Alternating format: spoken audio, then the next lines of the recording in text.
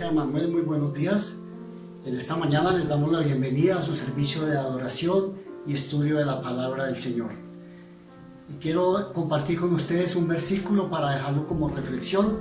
Está en capítulo 10 de Romanos, versículo 9, que si confesares con tu boca que Jesús es el Señor y creyeres en tu corazón que Dios le levantó de los muertos, serás salvo.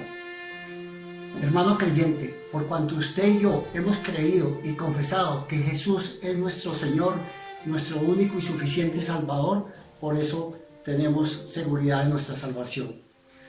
Y usted, amigo o amiga, que en este momento apenas ha estado simpatizando con la palabra del Señor, en esta mañana le animo a que reflexione, recapacite en su condición de pecador, se arrepienta y acepte al Señor Jesucristo como su Señor y será salvo.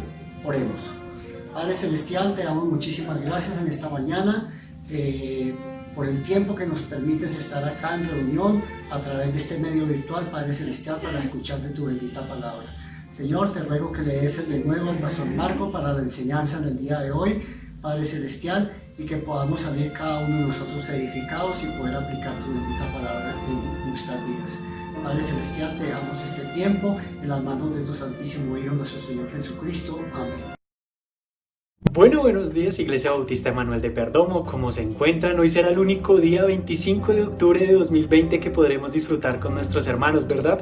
Así que allí donde estés, deja todo a un lado ya, los problemas, las cargas, el estrés, déjalo todo a un lado para venir a adorar a nuestro Dios. Y por eso vamos a orar en esta mañana, que nuestro Dios sea ayudándonos, sea dándonos las fuerzas para animarnos los unos a los otros, para glorificar su nombre y sobre todo para que Él nos perdone en esta mañana y podamos ofrecer sacrificios santo y puro delante de nuestro Dios. Vamos a orar en esta mañana.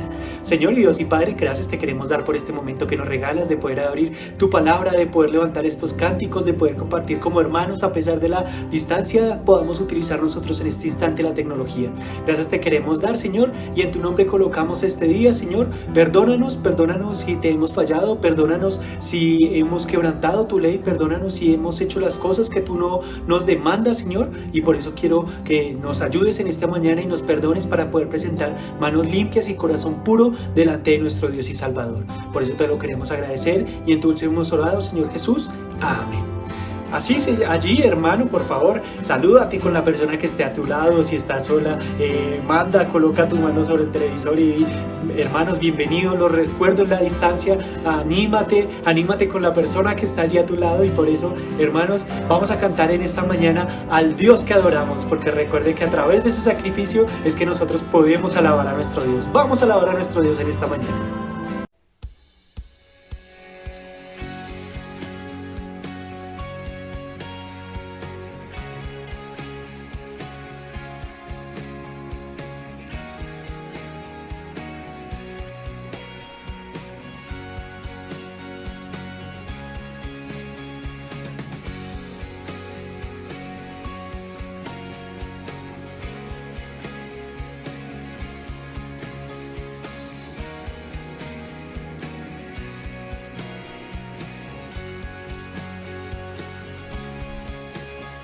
Dios que hizo los cielos y la tierra con el poder de su palabra y reina con autoridad.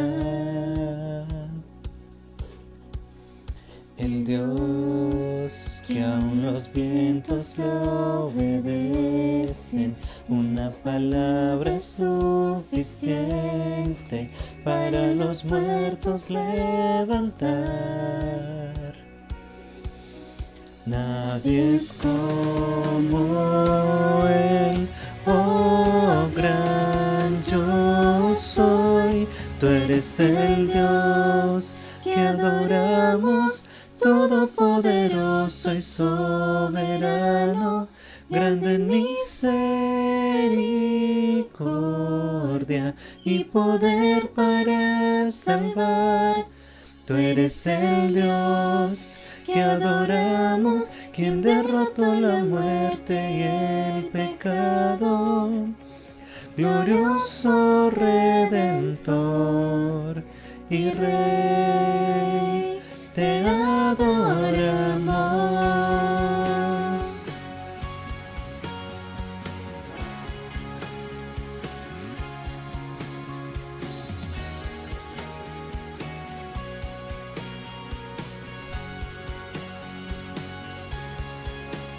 el Dios que descendió desde su trono para llevar sobre sus hombros nuestra culpa y transgresión.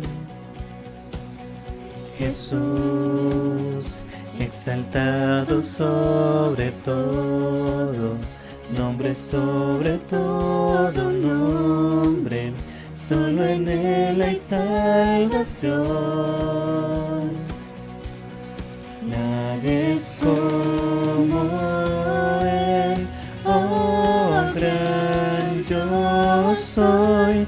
Tú eres el Dios que adoramos, todopoderoso y soberano, grande en misericordia y poder para salvar. Tú eres el Dios que adoramos, quien derrotó la muerte y el pecado. Glorioso Redentor y Rey, te adoramos.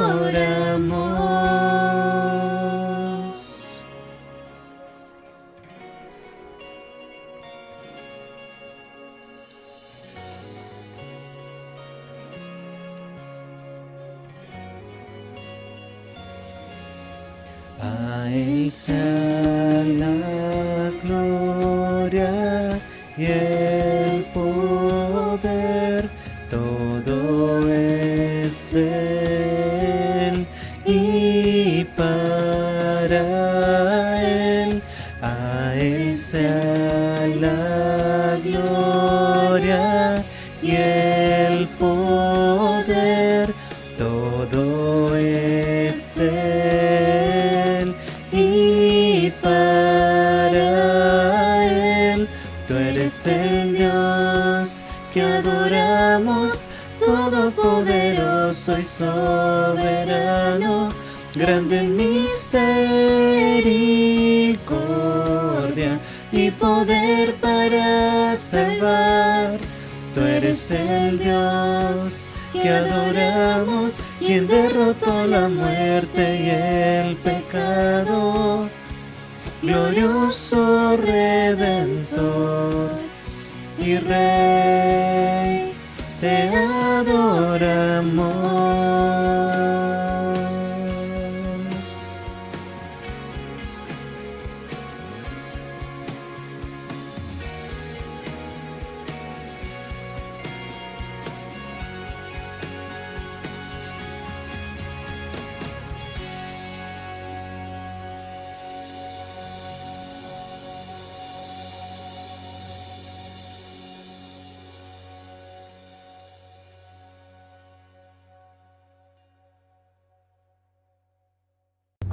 Bueno, iglesia, después de haber adorado a nuestro Dios con esta canción, podemos decir que podemos llamarnos hermanos gracias a su sacrificio tan perfecto que hizo en aquella cruz, ¿verdad?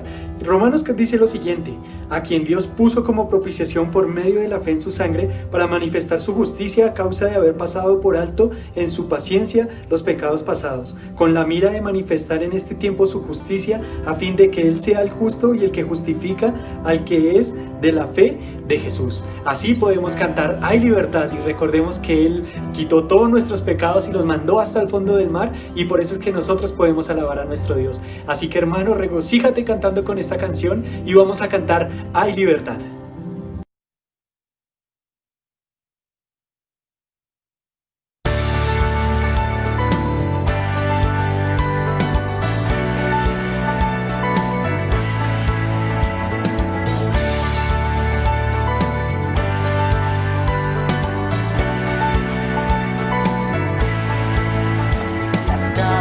De la muerte me quitó, para mí ya no hay condenación.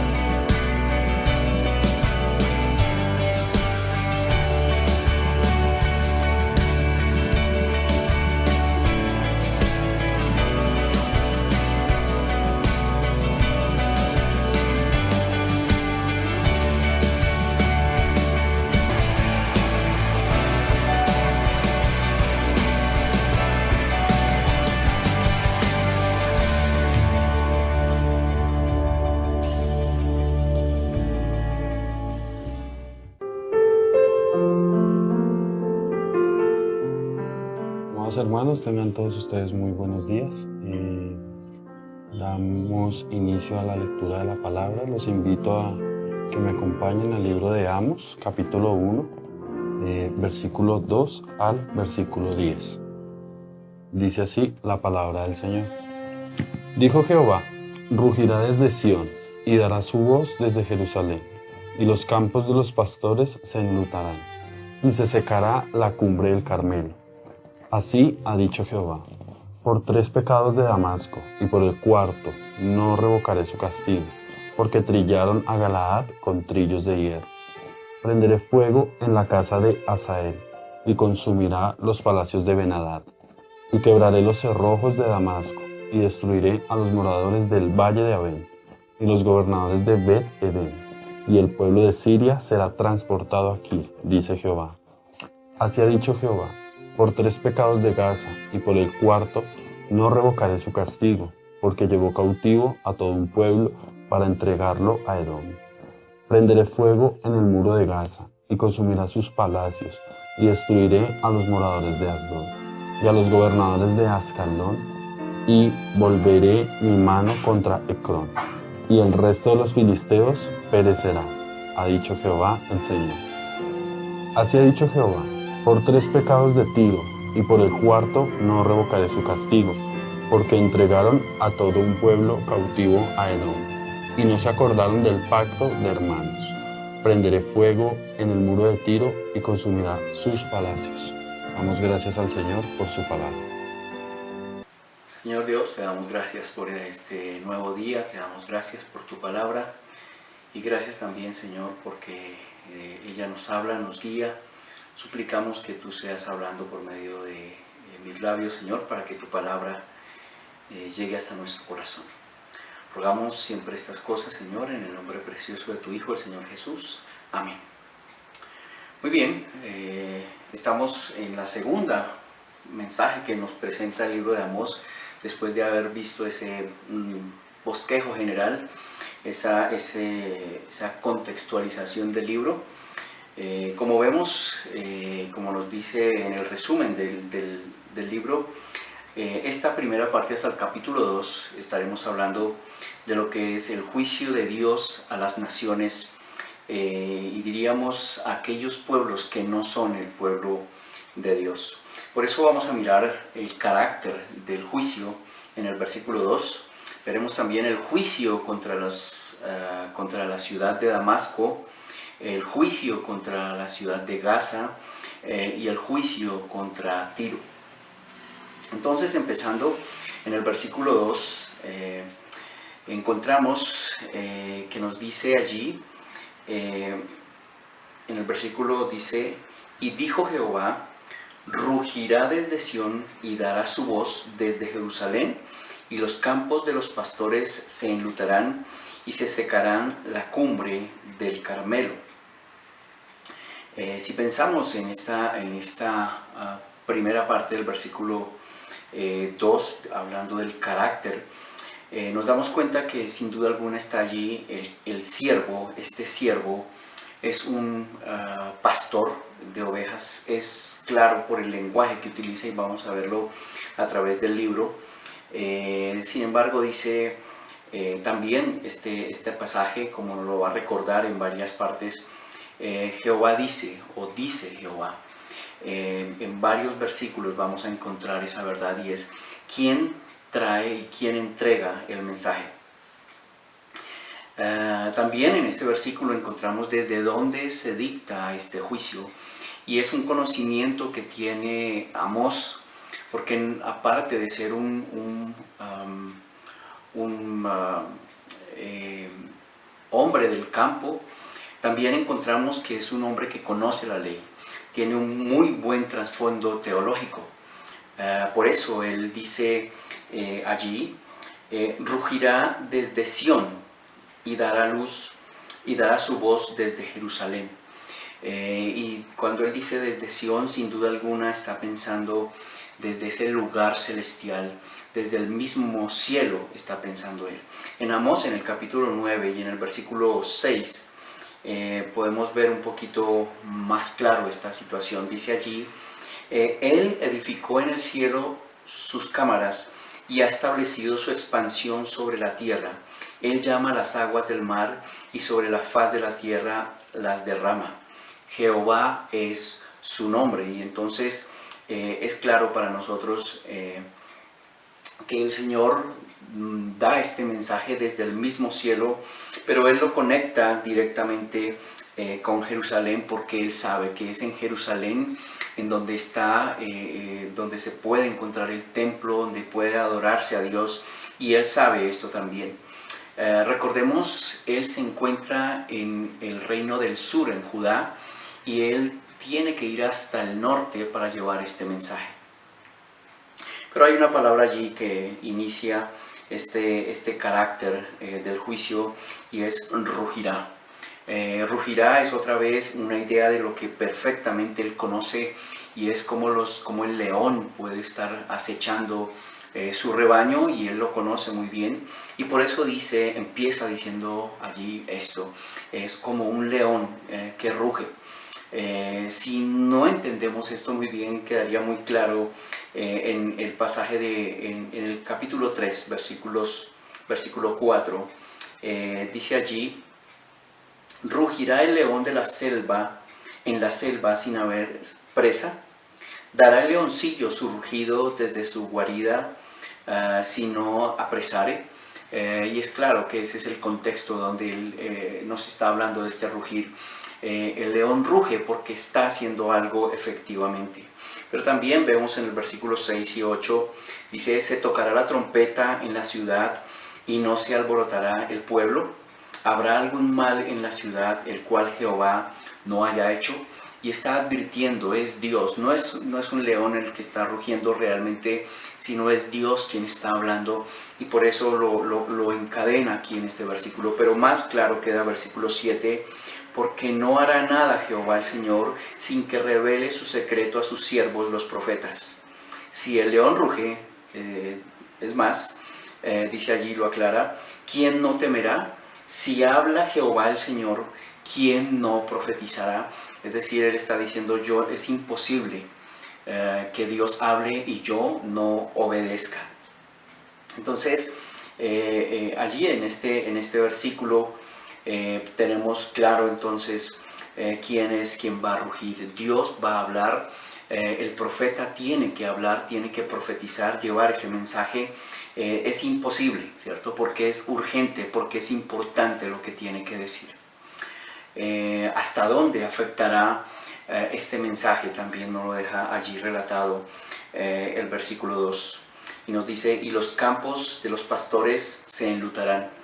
La mejor referencia, la mejor manera de comprender esto es el sufrir que tiene la tierra cuando no hay lluvia. Es como si estuviera de luto. Y aunque no es un tema recurrente en el libro de Amós, esto de la escasez de agua, de la falta de lluvia, es clara la metáfora.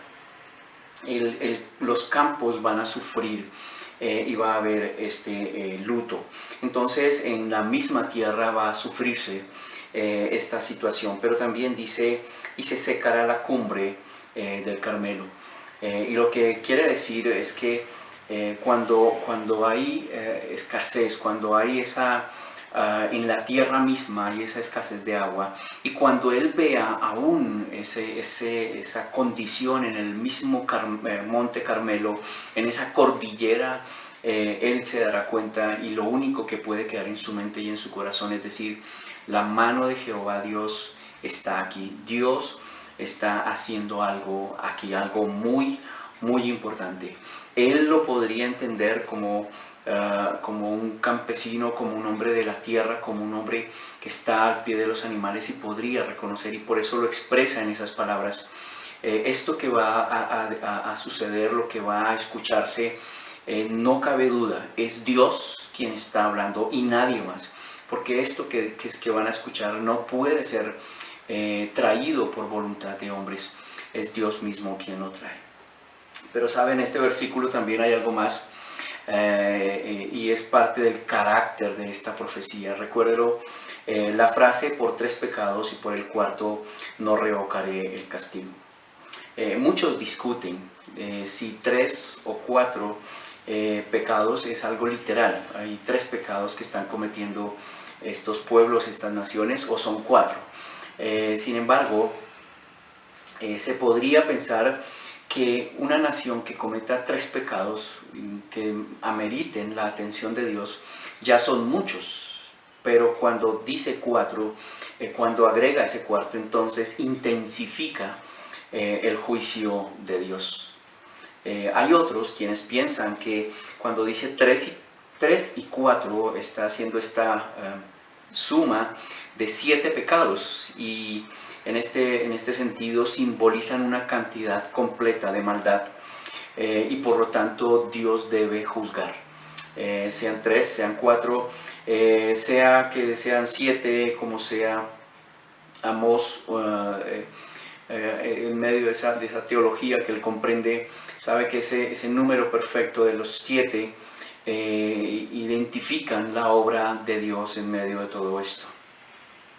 Como sea, la conclusión es que cada nación es culpable de muchos pecados, es estrictamente culpable de todo lo que está haciendo, y que Dios no va a dejar que esto pase sin ninguna consecuencia. Pues bien, entrándonos a ese mensaje que tiene Dios, después de ver este carácter de la profecía, nos queda una cosita más para entender y mirar cada uno de estos juicios. Todas las acusaciones tienen una misma estructura y es muy clara, y cambia en algunos casos con algo muy pequeño, tal vez la cantidad de cosas que Dios dice como castigo, o tal vez omitiendo una firma al final que atestigua que es un mensaje de Dios. Por eso siempre vamos a encontrar al principio de cada juicio la fuente del mensaje. ¿De dónde viene este mensaje? ¿Quién es el que trae este mensaje, o quién es el que envía este mensaje? En segunda instancia vamos a encontrar una acusación. ¿Cuál es exactamente la acusación para esta nación? En tercer lugar tenemos un castigo. Dios muestra la situación, acusa a la ciudad, acusa a la región, pero también les dicta su castigo. Y al final, como decía, hay una fórmula que cierra y confirma el origen divino de este juicio. Y así vamos a verlo en cada una de los juicios contra estas naciones. Juicio contra Damasco, versículos 3 al 5. Nos dice aquí la escritura: así ha dicho Jehová, por 3 pecados de Damasco, y por el 4º no revocaré su castigo, porque trillaron a Galaad con trillos de hierro.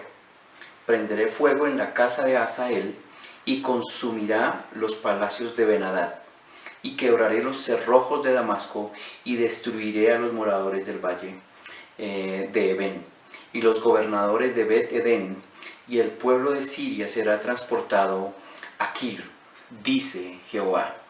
Otra vez hablando de Damasco, es una de las ciudades, incluso ciudad capital de la región siria, y se encuentra bien hacia el norte, y está en la misma lado de la ribera del río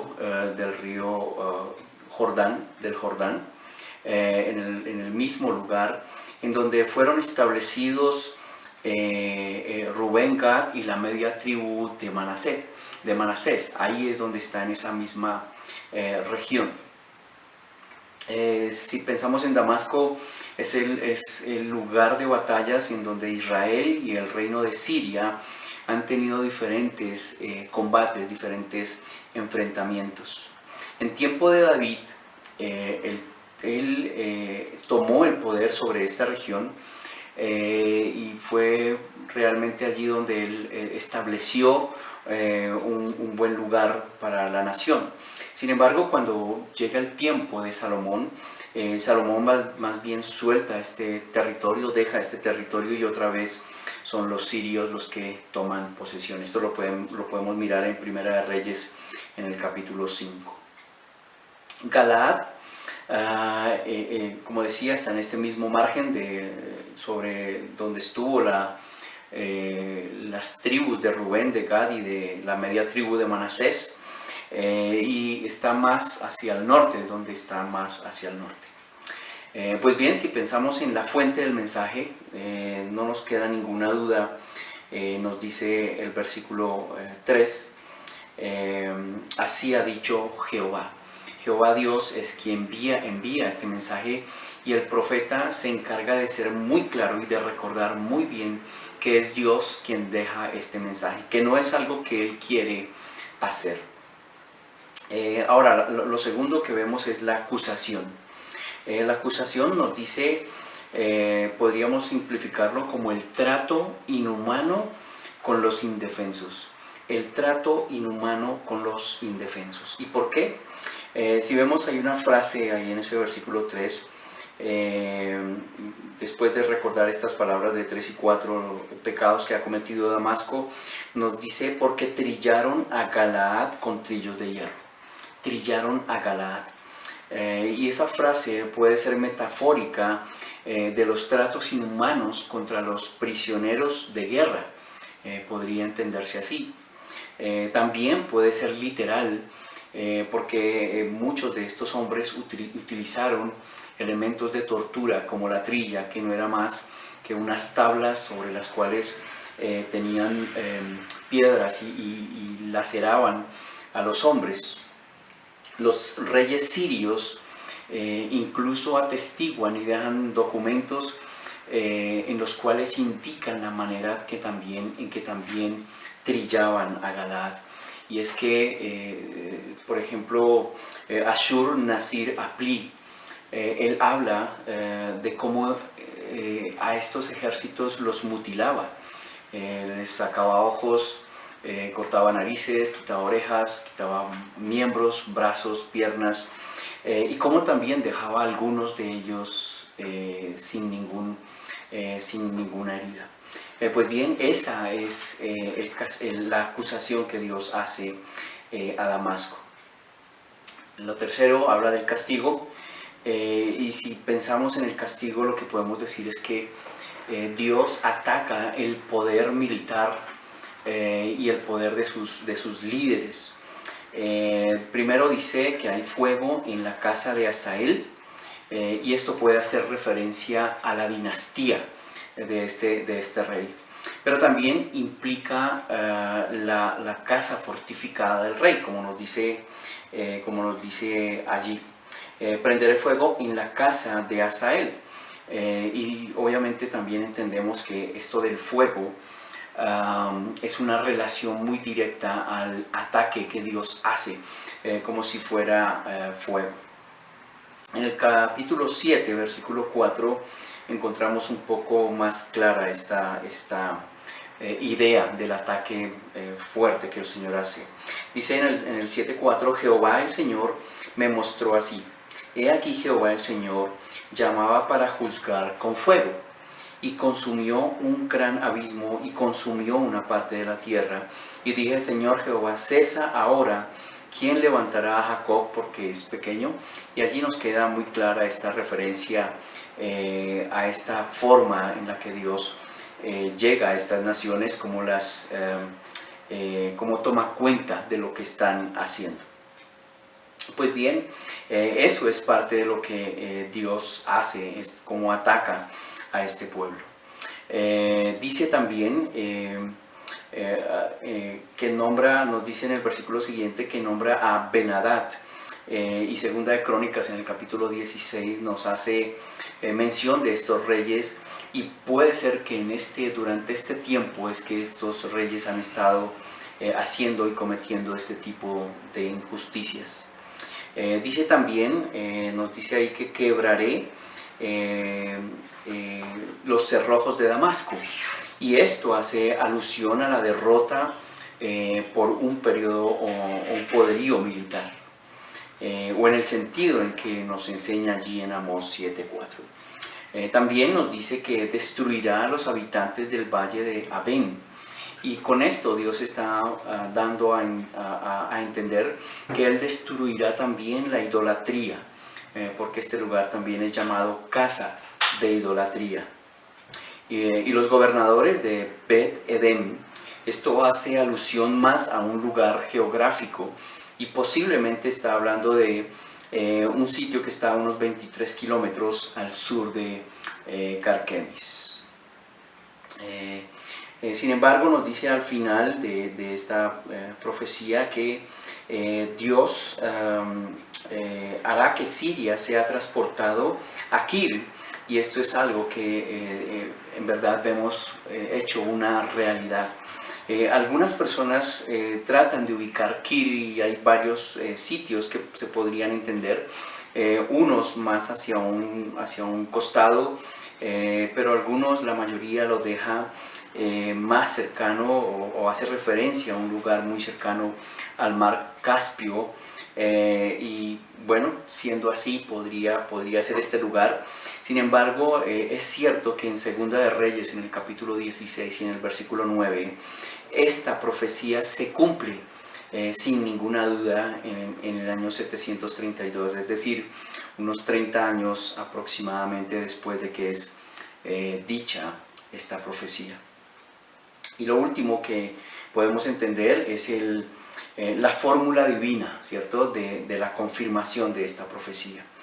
Al final dice Jehová, ha dicho Jehová el Señor. Dios destruirá, Dios acabará, Dios romperá estos trillos, acabará con todo esto que esta nación ha hecho terrible, llevando cautivos y acabando a estas personas que son prisioneros de guerra y quienes ya estaban debilitados. Sin duda alguna la profecía termina con un eco de lo que como inició, ¿cierto? Jehová dijo, y aquí termina Jehová dijo una vez más. Así lo vamos a encontrar muy similar en varios pasajes.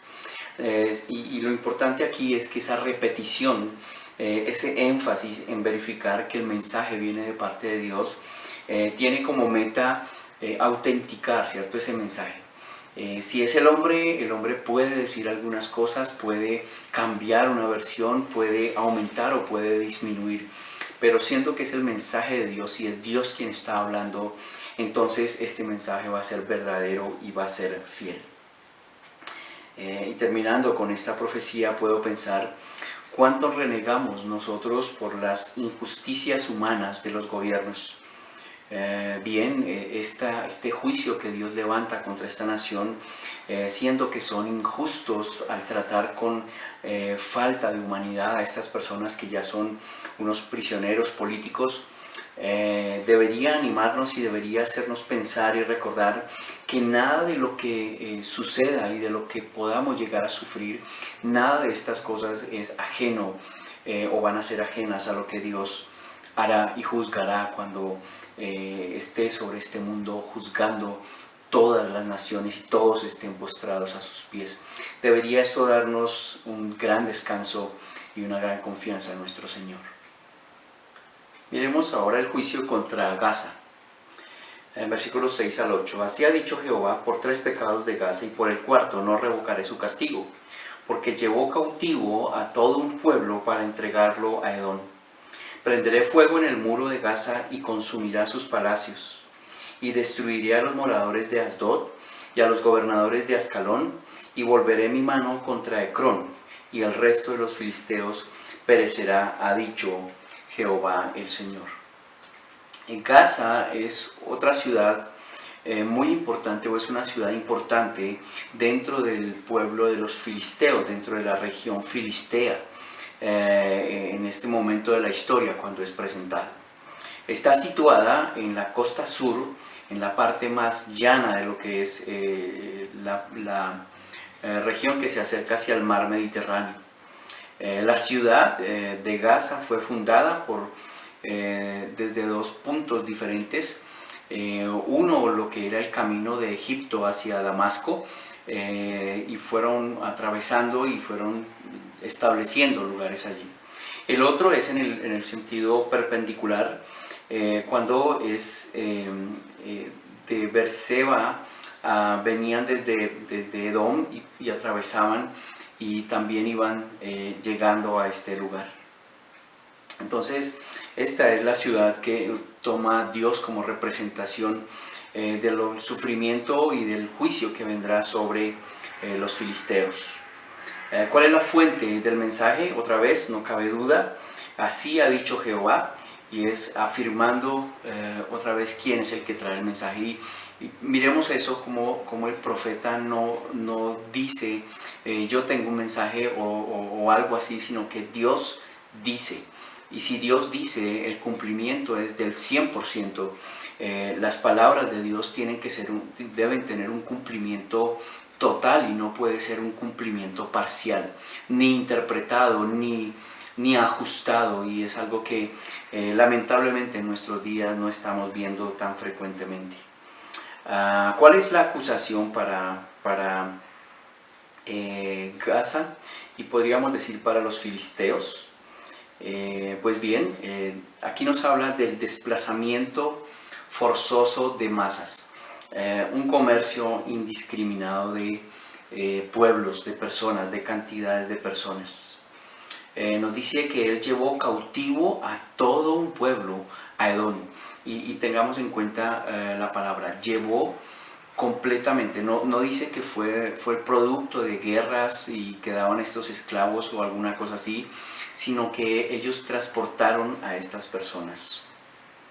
No es causa, pues, de lo que podría ser algo natural y serían las batallas, ¿cierto? Entonces, ahí es donde Dios actúa y no se queda en silencio. Recordemos una cosa, y es que Dios no condena el ejercicio de la esclavitud en estas maneras normales, por capturar personas en batallas y estas cosas. Incluso Dios lo ordena, ¿cierto? Dios lo deja normalizado, cómo deberían tratarse a estas personas, y lo deja muy claro en lo que es la ley. Por eso el Señor castiga la masificación que este pueblo hizo de tratar personas, de llevar personas al comercio en una forma indiscriminada. Como lo veíamos y como lo decíamos, es claro que eran llevados, que eran transportados. Tal vez estas personas incluso podrían haber sido producto de ser forzados, obligados a salir y ser tratados inhumanamente. Esta situación en la que pone a Dios y la que trae en Dios esa necesidad de castigarlos. ¿Y cuál es el castigo? Bien, el Señor habla nuevamente, como en la profecía anterior, de destruirlos por fuego. Y podemos entender, Dios los atacará y hará de ellos una presión militar, pero en una manera fuerte y una manera continua. Y es lo que vamos a darnos cuenta que el Señor hace. El hecho de que son muy similares el castigo de los sirios, en el hecho de que están hablando de la misma situación, parece ser que los sirios, como los filisteos, conforman un solo bloque de esta profecía. Así como los trata el Señor, como dice el Señor que traerá fuego y que así los tratará, parece que nos muestra una unidad en esta profecía. El registro de la destrucción de Gaza está relatada en Segunda de Reyes, en el capítulo 18, y esto lo hace el rey Ezequías, hijo de Acaz, y Dios estaba con él, y nos muestra tremendamente cómo Dios acompañaba a este rey, y él podía tomar esta cuenta de este pueblo. También, si miramos, estos pueblos fueron atacados, derrotados por los asirios en varias oportunidades, con el rey Tiglat-Pileser, con Sargón II y con Sennacherib, reyes asirios que atacaron esta región. Las otras ciudades que son nombradas allí, Asdod, Ascalón y Ecrón, también son ciudades importantes dentro de esta región, y también fueron atacadas por los israelitas, así mismo como por los sirios. Pero hay algo que me llama la atención, y es que Dios dice, y volveré mi mano contra Ecrón y el resto de los filisteos perecerá, ha dicho Jehová el Señor. Y parece ser que Dios hace una destrucción tremenda y deja un grupo, deja un remanente de estos hombres. Pero después nos dice que Él también acabará el resto de los filisteos con el resto de estos filisteos. Y esto lo que nos muestra no es solamente un ataque contundente y acabando todo, sino también lo que Dios hará de que este juicio se sienta fuertemente. Esto nos muestra ese carácter de la severidad de los juicios de Dios. Dios no juega a hacer juicios, Dios no juega a liberar una nación, Dios no juega a liberar el mundo o a condenar el mundo. Dios lo hace con toda la seriedad y solemnidad que debe ser. Y lo último que debíamos mirar allí en esta profecía es la fórmula divina de confirmación. Otra vez, el mensajero no quiere que quede la más pequeña duda de que quien hace esto y quien origina este mensaje para esta otra región es Dios, sigue siendo Dios, es el mismo, es el único que puede enviar un juicio de esta magnitud. Aquí hay una gran solemnidad, hay un respeto por los mensajes que Dios debe enviar. Y es otra vez lamentable, ¿cierto?, que en nuestros días el nombre de Dios y el mensaje que debe venir de parte de Dios se toma con una ligereza tan grande que se hacen unas promesas y unas cosas increíbles. Dios va a quitar el COVID hoy. Dios va a liberar una nación hoy. Dios va a entregar completamente una nación para Cristo. Y sabemos que este tipo de aseveraciones no las hace Dios, ¿cierto? Las habría dejado escritas como estos siervos. Luego podríamos decir con mucha seguridad y con mucha firmeza que hay hombres que hablan sin sentido y hay hombres que usan inadecuadamente el nombre del Señor, y que obviamente Dios tendrá y tomará cuenta de cada uno de ellos. Dios nos libre de usar las palabras de Dios en la forma incorrecta. En nuestros días escuchamos el tema de trata de personas, escuchamos de la esclavitud, del uso de personas para el tráfico de drogas, el uso de personas para la prostitución, para entrarlos en ese tipo de cosas, el tráfico de órganos y otra cantidad de hechos ignominiosos sobre personas. Y no por producto de guerras o cosas así, sino haciendo uso de tal vez la necesidad de personas. Y esto nos cuesta, ¿cierto? Y esto nos duele, y a veces rogamos a Dios que nos libre de situaciones como estas. Pues bien, esto también nos recuerda y nos debe animar a pensar en que Dios no dejará que pasen estas cosas sin ninguna advertencia. Dios no dejará que esto sencillamente pase. Algún día y en algún momento Dios tomará cuenta también de estas cosas. Cuando al final de los tiempos Dios tome cuentas a toda la tierra de lo que se ha hecho en ella. Será tremendo, sin duda alguna. Muy bien, nos queda un juicio más, y es el juicio contra Tiro. La importancia de Tiro se encuentra en documentos muy anteriores al tiempo de Amós, y son comunicaciones entre un rey de Tiro y un rey egipcio, y se muestra allí la importancia de este lugar. Es también de notar que a pesar de la cercanía con los israelitas, porque allí cerca de esta región se establecieron la tribu de Aser, no fue mucha la relación entre ellos. De esto nos muestra un poquito Josué cuando reparte la tierra y nos muestra cómo ellos quedaron al pie de esta región, los de la tribu de Aser. Solo es hasta en los tiempos de los reyes, entre David y Salomón, en los que este pueblo tiene estas relaciones comerciales, establecen unas relaciones comerciales fuertes Ellos suministran carpinteros, canteros, suministran madera y suministran otros recursos para la construcción del templo que levanta Salomón, y esto se hace desde el tiempo de David. En 2 de Samuel, en el capítulo 5 y en el versículo 11, lo mismo que en 1 de Reyes, capítulo 5, versículos del 1 al 12, encontraríamos esta misma relato.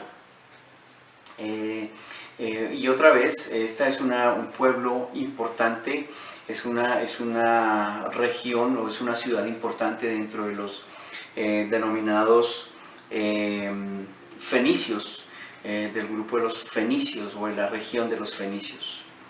Pero ¿dónde está la fuente otra vez? La fuente del mensaje, no cabe duda, nos dice: así ha dicho Jehová. Es el mismo, continúa siendo el mismo. La autoridad la autoridad que envía a Amós es otra vez Dios, porque entrega este mensaje contundente a esta región. ¿Cuál es la acusación que se hace a esta nación? 200 años después de que se establecen este comercio con David y con Salomón, el rey Omri casó a su hijo con una hija de uno de estos reyes fenicios, y ahí vemos la hermosa pareja de Acaz y Jezabel. Usted y yo recordamos mucho de lo que esta pareja hace, de las cosas desastrosas que ellos hacen, y cómo realmente lo que sufre la nación es terrible. Mire, por ejemplo, lo que dice: comenzó a reinar Acab, hijo de Omri, sobre Israel el año 38 de Asa, rey de Judá. Y reinó Acab, hijo de Omri, sobre Israel en Samaria 22 años. Y Acab y Acab, hijo de Omri, hizo lo malo ante los ojos de Jehová, más que todos los que reinaron antes de él, porque le fue ligera cosa andar en los pecados de Jeroboam, hijo de Nabat, y tomó por mujer a Jezabel, hija de Et-Abal, rey de los Sidonios, y fue y sirvió a Baal, y lo adoró, e hizo altar a Baal en el templo de Baal que él edificó en Samaria. Trajo esos dioses hasta estas regiones que eran de la tierra prometida del Señor. Hizo también Acab una imagen de acera, haciendo así Acab más que todos los reyes de Israel que reinaron antes que él, para provocar la ira de Jehová, Dios de Israel. Y ahí hacia adelante usted puede encontrar todo lo que este rey hizo. Es terrible realmente su condición. Ezequiel relata muchos de los pecados de Tiro. Usted puede leer capítulos 27 y 28 del libro de Ezequiel. Sin embargo, Amós y Joel, estos dos profetas, se centran en denunciar exactamente el comercio inmoral de personas. Ellos realizan este tipo de comercio de personas. El pecado de Tiro se especifica en dos cláusulas, y es similar a lo que pasó con la nación anterior, con la región anterior, similar a Gaza. Sin embargo, vamos a ver que hay dos cláusulas que nos muestran, y especialmente la segunda, nos muestran cómo era más terrible lo que hacía Tiro. Dice que Tiro seguramente era un intermediario en enviar de Gaza o a Gaza esclavos y hacer un comercio tal vez con regiones en Grecia. Hasta allí era donde llegaban este comercio, y eso lo relata en Joel en el capítulo 3, en versículos 4 al 8, y nos dice allí: y también, ¿qué tengo yo contra vosotros, Tiro y Sidón, y todo el territorio de Filistea? ¿Queréis vengaros de mí? Y si de mí os vengáis, bien pronto haré yo recaer la paga sobre vuestra cabeza. Porque habéis llevado mi plata y mi oro, y mis cosas preciosas, y mis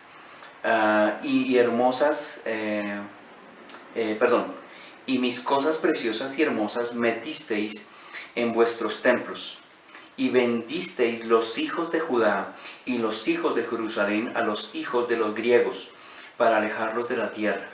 He aquí, yo los levantaré del lugar donde los bendisteis, y volveré vuestra paga sobre vuestra cabeza. Y venderé vuestros hijos y vuestras hijas a los hijos de Judá, y ellos los venderán a los sabeos, nación lejana, porque Jehová ha hablado así. Y entonces nos damos cuenta cómo era el daño, cómo era la forma en que este pueblo actuaba. La segunda cláusula, la segunda frase allí, hablando de Tiro, nos muestra mucho más claramente su daño. No era solamente comercial, sino que nos dice allí, dice en el versículo 9, así ha dicho Jehová, por 3 pecados de Tiro, y por el cuarto no revocaré su castigo, porque entregaron todo un pueblo cautivo a Edom. Ahí vemos la relación comercial que tenían estos con Edom, con Gaza y todo este comercio. Y no se acordaron, y esta es la segunda cláusula, y no se acordaron del pacto de hermanos. No se acordaron del pacto de hermanos. Y no es muy claro si ese pacto de hermanos es, digamos, la traición que ellos cometieron contra otras ciudades de la misma región, de los mismos fenicios. No se sabe si fue una traición a su mismo pueblo, o como lo vemos allí en Joel, tal vez una traición a los pactos que habían establecido con la nación de Israel. Como sea, Amós hace una tremenda referencia a esa traición o a la causa, tal vez la causa por la cual empezó ese comercio tan terrible, faltando a todos estos tratos. Nos dice, por ejemplo, en 2 de Reyes, capítulo 9, versículos del 1 al 10, o en los versículos del 30 al 37, como una situación entre Acab, el rey, y Jehú, el rey de esta región, cómo tal vez eso produjo que estos reyes y que esta traición de parte de Tiro viniera contra Israel e iniciaran ese tipo de negociaciones, de negocios ilegales con las personas. Dice un traidor es el peor de los amigos, y creo que esto es lo que describe mejor a Tiro. Traicionó todo lo que su hermandad o sus convenios, sus contrataciones con otros pueblos les permitían, y se dedicaban a hacer todo tipo de cosas con las personas que comerciaban. ¿Cuál fue el castigo? Nos enfatiza en el versículo 10, otra vez: prenderé fuego en el muro de Tiro y consumirá sus palacios. Otra vez el ataque de parte de Dios sería contundente para con esta nación. Nos dice Flavio Josefo, el historiador, nos habla de que este pueblo sufrió el asedio, fue sitiado durante 5 años por Salmanasar, pero no fue destruido. Fueron menguados, fueron encerrados y duraron este tiempo. También se describe que Tiro fue asediada por Nabucodonosor durante unos 13 años más o menos, y esto lo puede encontrar en Ezequiel capítulo 26. Pero sin duda alguna, el fin de esta ciudad está marcado por la obra de Alejandro Magno, cuando él llega a conquistar este lugar en el año 332 a.C. ¿Cuál es la fórmula divina? Aquí vemos que cierra esta situación sin hacer una mención. Simplemente en el versículo 11 inicia el juicio para la próxima nación. Podríamos decir que Dios juzga aún entre estos pueblos que no tienen relación para con Dios. Dios juzga en medio de ellos también. Dios gobierna en todo el universo, y eso debería darnos un inmenso descanso.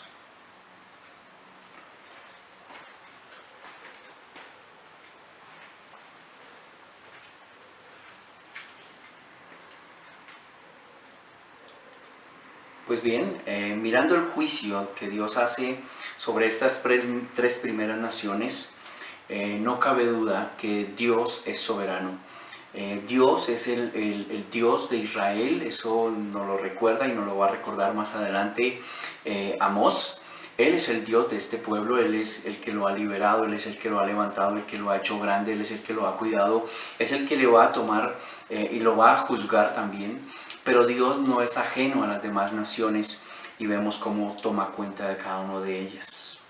Por otro lado, nos damos cuenta que los juicios de Dios siempre son justos, siempre son justos.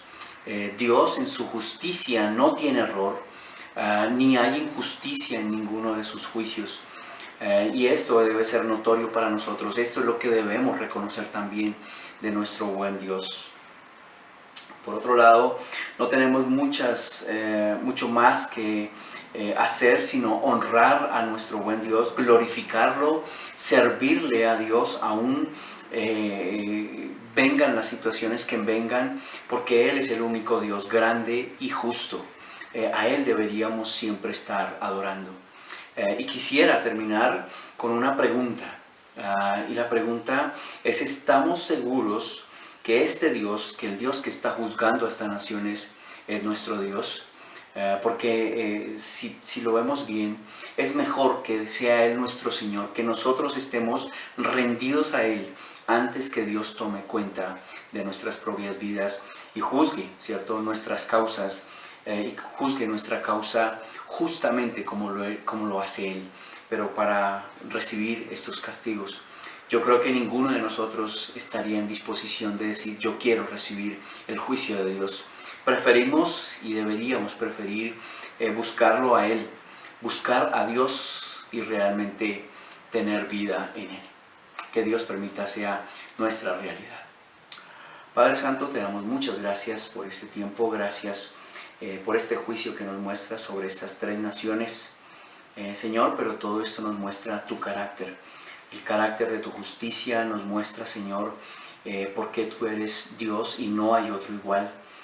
Señor, gracias porque nos ayudas a descansar un poco en que tanta injusticia que vemos en este momento y en este mundo será correctamente juzgado en el tiempo que tú dispongas.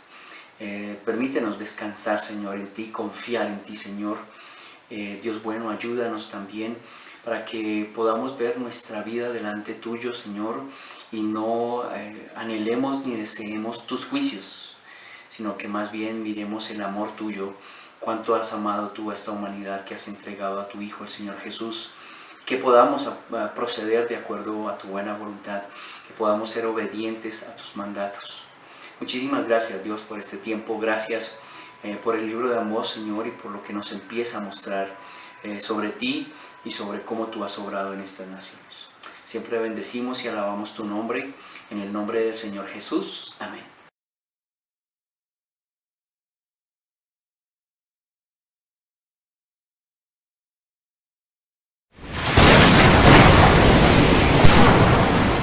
Dama, señorita y niña mayor de 12 años, hay una cita especial para ti. El día 2 de noviembre, nuestro Feminario 2020. Firmes en la tormenta. Conéctate.